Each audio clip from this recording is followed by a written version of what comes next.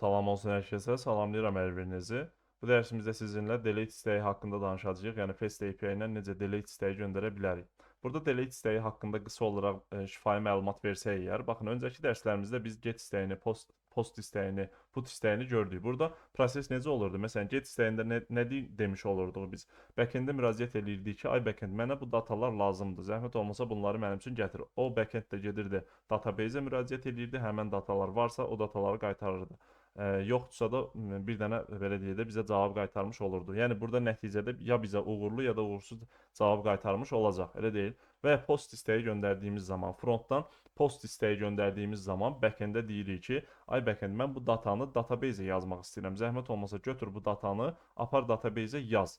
Və backend də həmin datanı götürürdü, özü yoxlayırdı. Əgər uyğundursa, bütün şərtlər ödənirsə, həmin datada onları database-ə yazmış olurdu və bizə respons qaytarırdı. Burada da ola bilər datada məsələn səhvlik var. Bu zamanda bizə uğursuz bir respons qaytarmış olacaq. Yəni nəticədə ya uğurlu ya da uğursuz respons qaytarmış olacaq. İşi nə oldu burada? Müəyyən bir datanı database-ə yazmaq oldu. Və yaxud da ki, put istəyi zamanı mən məsələn frontdan put istəyi göndərdiyim zaman backend-ə demiş oluram, ay backend, məsələn, mən bu ID-li datanın müəyyən bir hissəsini update eləmək istəyirəm. Zəhmət olmasa bu ID-li datanın yerinə götür bu dataları, bəd hissəsində göndərdiyim dataları ora yaz. Aydındır, bunu demiş oluram və o da aparır, həmən dataları ora yazır, uğurlu və uğursuz status kodu bizə qaytarmış olur.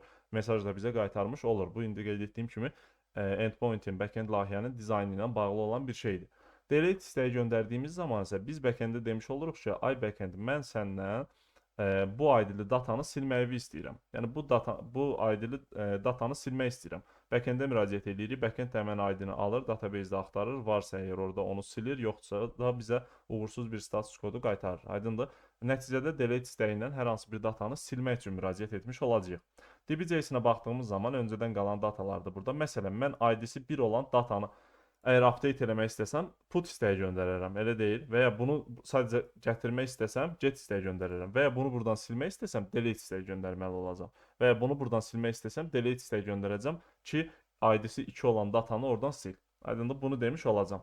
İndi biz burada nə etməliyik? İlk öncə backend layihəni ayağa qaldırmalıyıq. Onun üçün də Ctrl+J vururam, terminalı açıram. Baxın, 01 JavaScript dərsləri folderinin içərisindəyəm terminalda. Baxın, burada bu folderin içərisindəyəm. Onun üçün də mən cd deyib 120 yazıb tab vuranda bunu əlindən də yaza bilərsiniz. Bu folderin içərisinə keçmiş olacağam. Niyə görə ora keçirəm? Çünki mən burada JSON serveri ayağa qaldırdığım zaman db.json yazacağam ora. db.json-ı görməsi üçün, yəni bu db.json-la iş görməsi üçün bu folderin içərisində layihəni ayağa qaldırıram. Elə istəyirəm buranı təmizləyirəm. Daha sonra JSON serveri ayağa qaldırıram. JSON serveri yazırıq. db.json yazırıq bura. Watch yazırıq, yəni izləmədə qalsın, port yazırıq və 5000 portunda ayağa qaldıraq bunu. Elə deyil.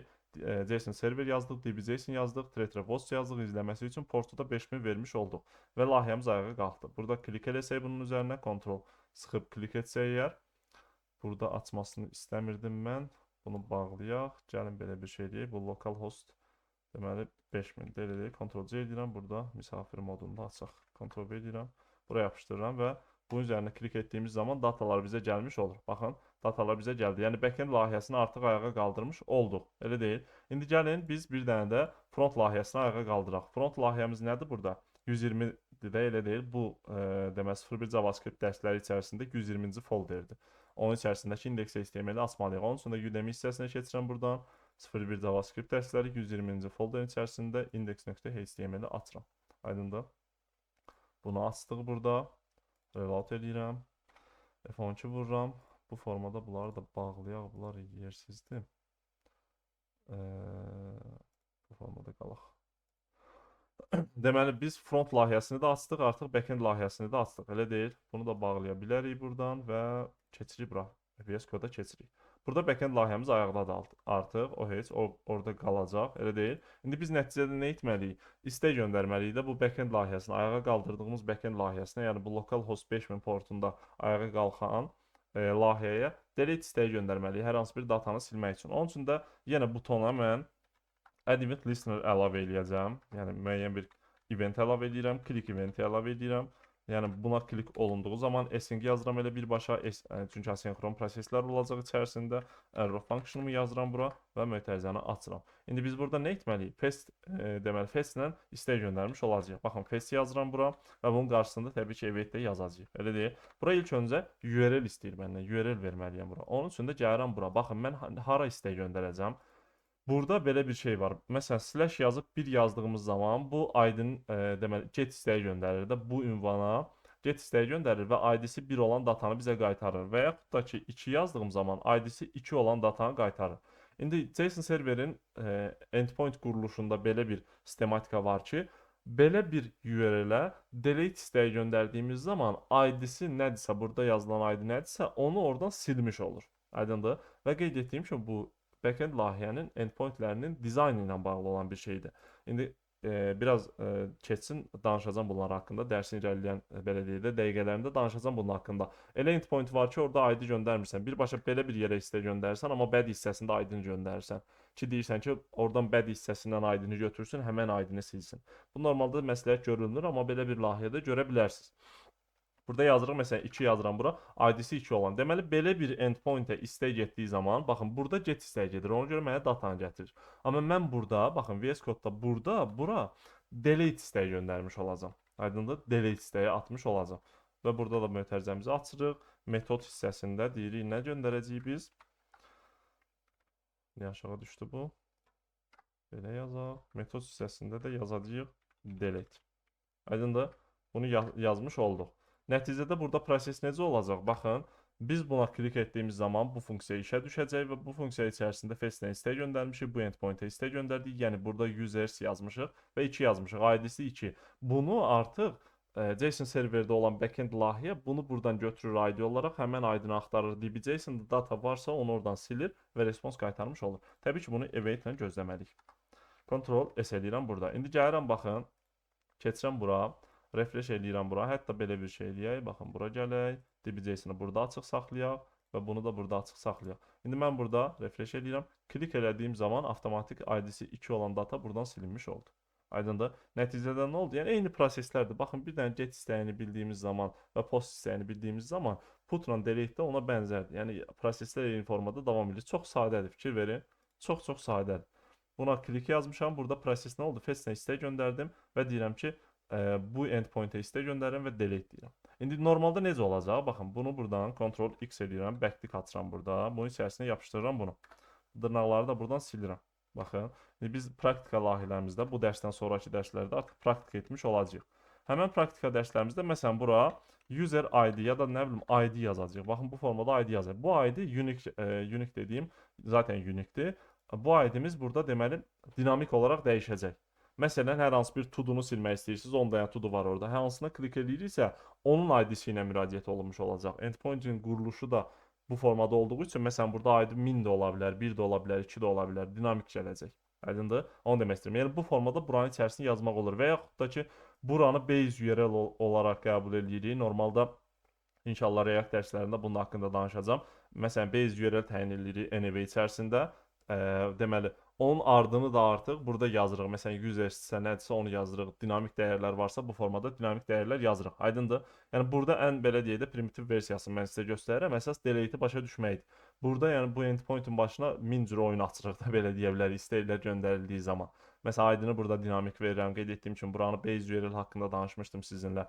Kök URL-imiz nədirsə əgər, normalda burada localhost yazılır. İndi qeyd etdiyim kimi live serverdə olduğu zaman, yəni digər canlı serverdə olduğu zaman onun ünvanı yazılır və yaxud da ki, layihə bir serverdə elə ayağa qalxacaqsa, frontda, backenddə və ya Docker-la ayağa qalxırsa, orada da elə bunlar nəzərə alınır ki, bunlar bir-birinə danışa bilsin, aydındır. Normalda CI/CD proseslərdir bunlar və ya backend üzərinə düşür, amma bunlar haqqında məlumatınız olmağı yaxşıdır. Burada yazdığımız localhost odur ki, endpoint incələdiyimiz zaman mənim lokal hostumda, yəni bu kompüterim, mənim kompüterimin lokal hostunda 5000 portunda ayaqda olan layihə var. Orada users, belə bir endpoint var, users yazırıq və onun sonuna ID yazdığımız zaman proses nə olur? Həmən ID-ni, yəni delete istəyi göndərdiyimiz zaman, bura delete istəyi göndərdiyimiz zaman JSON server elə qurulub ki, belə bir endpoint-ə delete istəyi gəldiyi zaman ID nədirsə, həmən ID datanı buradan silmiş olur. İndi məsələn, burada çox körtəbli də olsa belə bir şey yazıram. Məsələn, const ID deyirəm, buna deyirəm 1. Baxın bu formada 1 dedim. İndi bu ID gəlib bura yerləşəcək. Elə deyil. Çox kör təbii yoldur bu, amma göstərmək üçün deyirəm də. Baxın. Bura gəlirəm, refresh eləyirəm, klik eləyirəm və ID-si 1 olan data buradan silinmiş oldu. Aydındır? Yəni bunu sizə göstərmək istəyirdim. İndi bunları da qaytarıram ki, burada data olsun. Nəticədə nə oldu? Bu ID gəldi bura yerləşdi. Sanki bunun sonunda belə oldu da. 1 olmuş oldu. Aydındır? Bu bütün deməli istəklər üçün keçərlidir. Yəni biz bunu delete-də də bu formada endpoint-i burada deməli URL-i dizayn edib göndərə bilirik. Nəticədə burada baxın, dizayn etmirik əslində, uyğunlaşdırırıq. Yəni bu zaten belə dizayn olunubdur endpoint. Sadəcə biz ona uyğunlaşdırırıq. Müəyyən dataları doğru formada ona verməliyik ki, o proses düzgün formada irəliləsin. Və yaxud da ki, bəzi layihələrdə bunu da göstərim, yekunlaşdırıram. Bəzi layihələrdə belə bir şey görə bilərsiniz. Baxın, belə bir endpoint-ə istək gedir, amma burada body hissəsini istəyir. Baxın, body hissəsini burada istəyir. Bu formada. Məsələn, bunun içərisində müəyyən data göndərə bilirik. Aydındır? Bu da mümkündür. Bunun içərisində ID göndəririk məsələn, həmin ID-ni buradan alır. O da mümkündür, amma bu məsləhət görülməyən bir deməli yazılışdır. Amma ola bilər ki, elə bir şeylə rastlaşasınız. Yəni burada ID göndərilməz. O da nəticədə yenə qeyd edirəm, əgər backend haqqında məlumatınız varsa, bu sizə su kimi gələcək. Yoxdursa da heç problem deyil, yəni bunu bilməyiniz önəmli deyil. Ola bilər siz front-end tərəfdən irəliləmək istəyirsiniz daimi olaraq. Sadəcə bir fikir formalaşmalıdır, müəyyən xırda yerləri bilməlisiniz.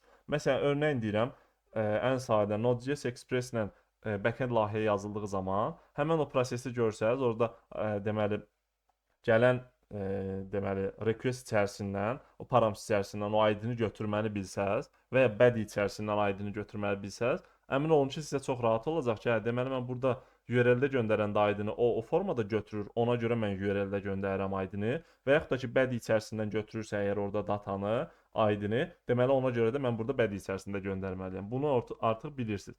Bilməyiniz önəmli deyil, amma belə deyək də daha dünya görüşlü proqramçı olmaq üçün bunları araşdırmağınız yaxşıdır. Aydındır? Belə qeyd etdiyim kimi indi bura biz birimizi yazaq, bu formada qalsın burada. Delete istəyi haqqında bu qədər çox sadədir. Sadəcə metodumuzu yazırıq delete. Burada lazım olan hissələrdə ola bilər ki, delete istəyi göndərilən zaman bu istəyi göndərən şəxsin belə deyək də yetkisi olmalıdır türklər demişkən. Yəni belə deyək də məsələn admin müəyyən prosesləri icra edə bilirsə, həmin admin rolunda olan istifadəçi user müəyyən bir silmə istəyi göndərə bilirsə, burada artıq token və s. digər şeylər lazımdırsa əgər burada deməli tokeni falan da göndərmək olar. Aydındır? Tək burada metod hissəsində demirik. Headers hissəsində o tokendir nədirsə, onları da göndərmək olar. Aydındır? Bu qeyd etdiyim kimi ola bilər ki, bu endpoint token istəyir. Deyir ki, token varsa əgər bunu silə bilsin, o zaman token göndərilmiş olacaq. Aydındır? Yoxdursa elə bu formada istək göndərmək olar. Qeyd etdiyim kimi bu layihədən layihəyə dəyişəcək və çalışacağam bunlar haqqında praktiki layihələrdə də ətraflı danışım. Və artıq deməli bax, fikir versəz əgər bura 120 dərs, 120 video dərs həqiqətən çox böyük nailiyyətdir mənim fikrimcə.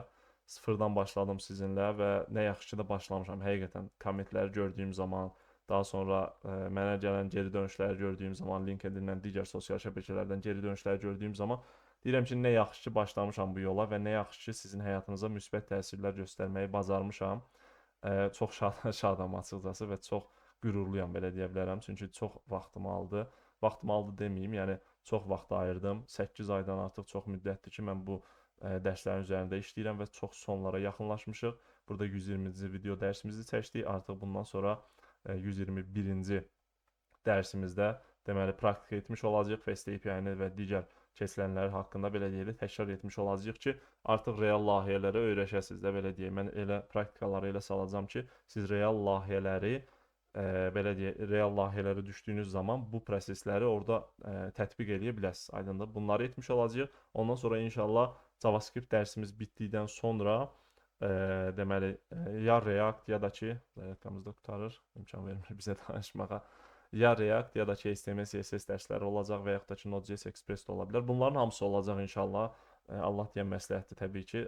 Niyyətimdə var ki, bunların hamısını eləyim, amma sıralama dəyişəcək təbii ki. Ola bilər HTML, CSS öncəyə atdım. Daha sonra React-ə başladım və Node.js Express bu formada davam elədi və yaxud da ki, ola bilər React-ə önə atdım, HTML, CSS olsun, ondan sonra davam etsin. Yəni bunlar artıq belə deyək də gedişatdan asılı olaraq dəyişəcək. Amma nəticədə burada 120 dərsimiz var bizim və bunların hamısı ödənişsiz şəkildə sizə təqdim olunur. Əminəm ki, işinizə yarayacaq. İnşallah müəyyən bir iş yerində, hər hansı bir yolda, hər hansı bir belə deyək də kafedə olsun, hər hansı bir məkanda olsun, əyləşdiyimiz zaman mənə çox xoş olar ki, məsələn, bir şəxslə həmsöhbət olduğum zaman o bildirsin ki, mən o dərslərdən yararlanmışam. Bu mənə bəsdir elə. Mən açıq deyim, işin çox maddiyyat tərəfinə və digər tərəflərinə önəm vermirəm. Təbii ki, bu dərslər Udemy-də də paylaşılacaq. Artıq bundan sonrakı hissələr Udemy-də paylaşılacaq. İstəyənlər həmin hissəni də ala bilər. Çünki bunu niyə görə eləyirəm? Udemy-də də paylaşmaq istəyirəm və Udemy-də də bunu alan şəxslərlə, belə deyək də, YouTube-da izləyən şəxslər arasında bir fərq olması üçün sadəcə bunu edirəm. Dərslərin keyfiyyəti və bütün hər şey zaten eyni qalmış olacaq. Uğurlar arzu edirəm sizə. Ümid edirəm ki, müxtəlif iş yerlərində, müxtəlif belə deyək də, hər hansı bir sahədə, hər hansı bir şirkətdə qarşılaşdığımız zaman bu sözləri eşidə bilərəm və mənə çox xoş olar ki, kommentlərdə də, daha sonra LinkedIn-də qeyd etdiyim kimi digər sosial şəbəkələrdə bunları sizdən eşidirəm. Bəzi şəxslər var ki, dil kursu dayandırmışam, yalnız sizin dərslərindən irəliləyirəm. Bu mənə çox belə deyək də fəxrdir. Həqiqətən çox fəxrdir. Nə yaxşı ki, sizin həyatınıza müsbət təsir göstərə bilirəm. Sağ olun, Allaha əmanət olun. Dərslərimiz davam etmiş olacaq. Və son olaraq növbəti dərsdə görüşək.